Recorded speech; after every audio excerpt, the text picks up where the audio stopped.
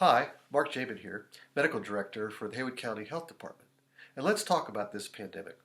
I hope you are well and take seriously the need to isolate if and as soon as you get sick. So what does this pot have to do with your risk? In part one, we talked about using R0 and doubling rate for a clue where we might be headed. So let's take this a bit further. Recall, R0 has several criteria, such as how contagious the virus is and how long someone infected remains infectious to others, things we can't do anything about. So let's toss some virus into the pot and put a lid on.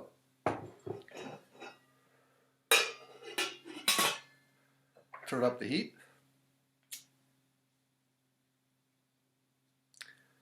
And wait for it to boil. R0 also depends on what we do to slow and stop the boiling.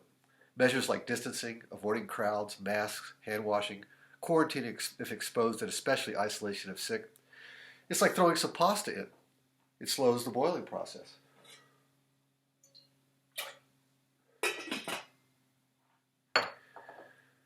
So the pressure rises, the lid starts to jiggle, and unless you do something, the liquid boils over the edge out of control.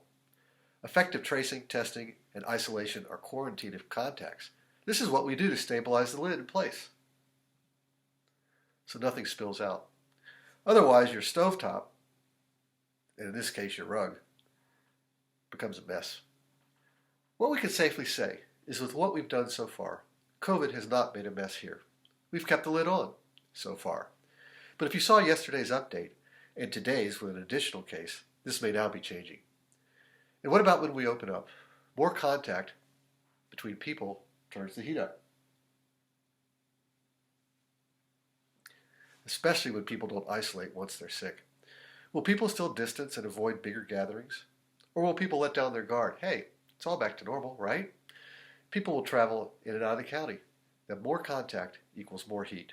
Opening up will require more of us to continue what we have been doing to overcome the heat, not less. And are you willing to do that? Especially those of you who have not so far. And as the pressure rises, the pot gets to boiling point quicker. It will take 14 to 21 days from the time we relax restrictions to tell what's really happening.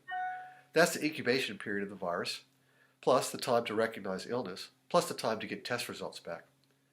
And if it turns out not to go so well, and we quickly turn down the heat, it will take another 21 days to see any improvement.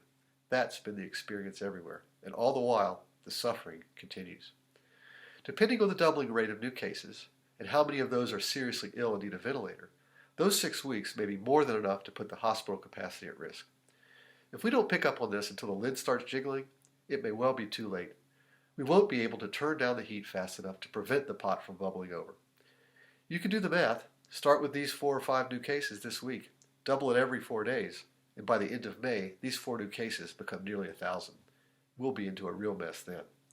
The goal is to open up profitably, but remain safe. And hopefully it all goes well. That would be great. So here's what we need to follow.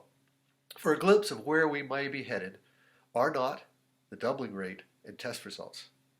The number of people with COVID-like illness at the time of testing and the rate of hospitalizations may give us an early warning signal, enabling us to track and trace, isolate, or quarantine earlier.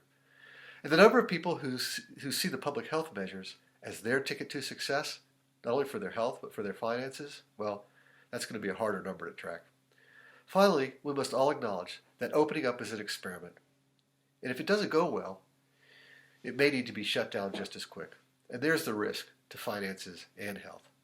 So I hope you're well and take seriously the need to isolate if and as soon as you get sick. Next time in part 3, the hammer. So be well, stay emotionally connected, and physically distant.